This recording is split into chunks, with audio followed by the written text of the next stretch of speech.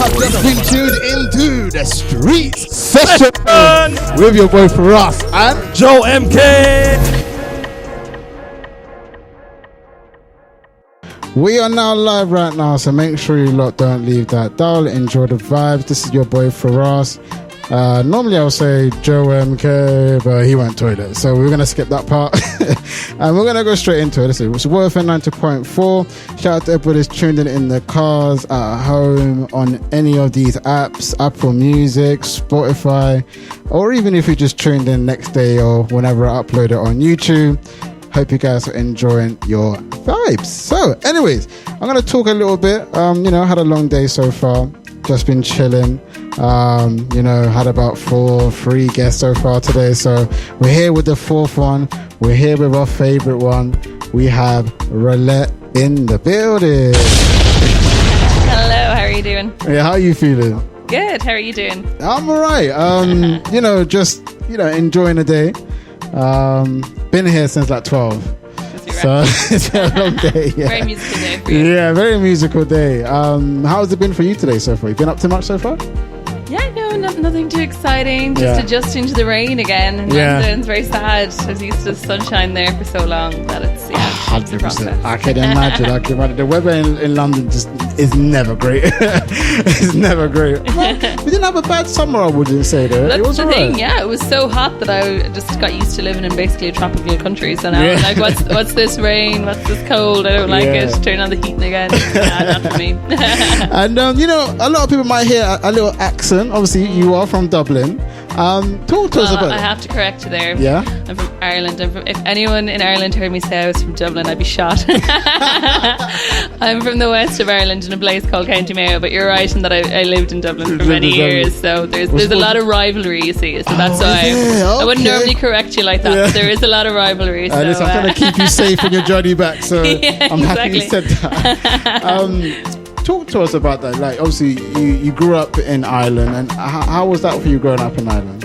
Yes, I grew up in County Mayo, so the west of Ireland, in a small town, countryside, and then it was grand. Nothing too exciting. It was nice and chill, and then went to college in Dublin, and I was there then for the last however many. I won't say how long. I don't want to give away my age. I'm only 21, so what can we? But yeah, no, Ireland is cool. There's a lot of creatives, a lot of musicians. So there's always plenty of stuff going on. So it's cool. It's good. Have you been to Ireland yet? No, I really need to go there. I need to go there. That's an interesting point, because I was going to ask, what is the music scene like down there? Yeah, there's so many amazing musicians in Ireland. Yeah, there's so many. It's sickening. There's so many talented musicians. So if you ever do go to Dublin, you'll love the music scene there. Yeah. And obviously, because I meet a lot of artists from Ireland, and I hear a lot of like country vibes. Is that something that's really popular down in Ireland, would you say? Yeah, there's a lot of, I suppose country vibes. When we think country in Ireland, we think like country and western, which is the real like show bandy stuff. But probably when you say country, you mean more like Nashville style, or just stuff with the guitar. And Yeah. So I think because the Irish are natural storytellers. And it's kind of, the folk kind of goes along with that, and people have their guitar and they tell their stories, and that's kind of, I think, there's a lot of kind of guitar music and that kind of, those kind of country hallmarks. So no, definitely. And then like traditional as well. Do you know Irish traditional music actually? Do you know what that sounds like? No. I probably have heard it. But I wouldn't know what it's called. Like diddly eye kind of. Yeah. Like I've heard it, but if you ask me what's the name of that genre, I'd be like, Irish? Is it? Is that good enough? Obviously, you've been doing music for a while. What kind of inspired you to want to get into music? So I suppose I've just always kind of been singing. I loved Britney and Avril Lavigne and all those when I was growing up, so I had like my little hairbrush in the mirror. But I've just always loved it, and I suppose I love talking and telling stories and stuff as well. So I like writing the songs as well, and then I just really enjoy it. So it's just been something I've kind of always done. That's so sick. And do you have any inspirations, like anyone that inspired to do music, whether that's family, whether that's a particular artist? Like, is there anyone that kind of you looked at and went, I want to do music, or something like that?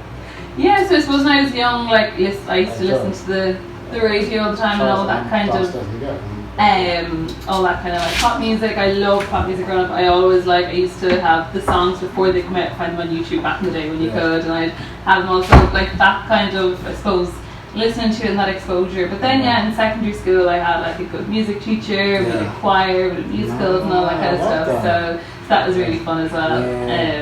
But I think just kind of my love of music and exposure to it, definitely helped. Because I like what I like about your style. It's very it's like fun, loving, and also has a message, I believe. Is that something that you was trying to portray in your music, which is kind of like having that fun element to it, as well as also trying to put a message across within your music? Because even with the song "Perfect" that we're going to talk about a bit later on, it kind of has that kind of like message, I believe, to the audience. Is that something that you're trying to portray in your music? Yeah, definitely. I always try to think about what am I trying to get across, what do I want the listener to get from the song, and then particularly with the ones I release, I kind of really think about, okay, well, what do I want this to say? Who do I want? Like, what message do I want people to take away from it? So no, that's nice that you said that, because that's definitely something that I try to do. No, that's good, man. I think that's a testament to the music that you're making, right? And is that something that's important when it comes to that lyrics and what you're trying to sell? How important are lyrics for you when it comes to music? Yeah, so for me, I do very lyrically driven. So for me, like, I always start with the lyrics. I never start with the melody. So I always. So lyrics come first? Oh, definitely, because I'd be more interested in the story that I'm trying to tell as opposed to how I'm going to tell it. So I might start off slow and then say, nah, this should be fast, or vice versa. So no, for me, the lyrics are the most important part, because I'm Irish and we're storytellers and we don't shut up. So we just like to tell jokes. So I'm like, what am I going to say? Whatever I go at, I'd be an Irish person, whether it's a girl or a dude. The conversations I have are crazy. We can sit there for 1 hour on one story. I legit believe that. It's crazy. That's what. It's actually bad. Have you ever noticed that? I mean, our family in Ireland, so it ain't gotta be Ireland. Are you not big one? Yeah, I know. That's what you mean, man. This guy's too much of English, man. Travel. And then obviously you have a guitar. Have you been playing guitar for a very long period of time? Yes, I've been playing since I was probably like 11 or 12. Because I used to sing and I wanted to accompany myself, so I decided I wanted to learn guitar, and I think there was probably a few people hoping that I wouldn't keep playing it, because obviously when you start your career off, so I was right in everyone's head, but no, I stuck with it for long enough so I can play a few notes now. And then obviously when it comes to like playing that instrument, because I can't play and sing it, I can't figure it out. I've tried it so much in my life, because I do music as well, but I can't play an instrument and play. It doesn't work. How did you kind of get that balance between playing and singing? Did it take you a long time to be able to not have to focus so much on what you're playing while singing? Yeah, for sure. It's just literally practice and getting used to it. It was a long time ago now since I started, but I remember, oh my god, if you heard me when I just started, I was crap. It was just like dud notes, and like I'd be like, hold on a sec, and then I finish the line. Absolutely, it's just a matter of getting used to it, and then eventually the hands will just do it and you won't even think about it, and you'll just be singing. And then sometimes like you'll be singing away and you'll realise you're not thinking about what you're singing or what you're playing, and you're like, crap, what's coming out? So just stick with it and you'll get used to it. That's cool. And you know what, like, when it came to learning to play the guitar, because obviously you said you started at a fairly young age, was it your parents that kind of encouraged that, or how did you kind of like start? So I suppose I was doing loads of random things like Irish dancing and table tennis and whatever else, and then I was like, oh, I want to learn guitar, and they were kind of like, is this another phase? But it was because I wanted to be able to play with myself singing. I wanted to be able to do that. So it's not even for the love of the guitar, but it's more for the love of being able to sing and tell those stories. So so I was like, can I go? So then they found me a lovely guitar teacher, Grace Kelly is her name, actually, not the princess, but close. And then she was just so lovely that I stuck with it, because she was really encouraging and it was really fun. And I think that's important when you're young as well, because if it's strict or anything like that, you just be like, nah. Am I right in saying this is your third single this year in 2022? No, it's my second one this year, Why now? Why 2022? Well, I've released songs in the past, but at the moment I'm working on kind of 6-track project. So this is the second from the 6 tracks that I have ready with my producer Dave Skelton. And yeah, I suppose kind of one of the reasons I released it around now is because it's kind of, I think that time of year when, you know, you're like, it's kind of warmer and you're in the sun and you can kind of like be looking around you and kind of feel like more kind of conscious of yourself and all that. So that's kind of why I released this particular track at this time of year. But yeah, and other than that, just have to keep banging away at releasing the tracks and hope that someone is listening somewhere. Nah, I'm sure. Listen, with the voice that you got, I'm very happy to support making sure we help you uplift this music. I want to talk about before we go into this, I want to talk about live performances. Do you perform a lot? Because you have a voice that I believe should be performing a lot. So I'm essentially asking if you are. Yeah, I am. Yeah, I'm trying to do as many gigs as I can. I was in the Irish Cultural Centre a couple of weeks ago. In the Archway in Islington last week. And yeah, I'm doing a few gigs around. Trying to perform where I can. But yeah, I love performing live. I think that's kind of one of the great joys of music, is getting to actually see the audience and you know 100%. Interact and tell your story and then see if they connect with it, and then it's lovely when they do. I can only imagine, like, I mean, I say like I've never performed, but I mean, like, I feel like my performance is different to yours because I'm fairly like, because obviously my music is more like Afrobeat, auto-tune. I can just have the track in the background and just you don't have to do that much. Where you actually physically perform with the vocal, probably even with the guitar at times, like you guys actually give a show, whereas I just give entertainment. Does that make sense?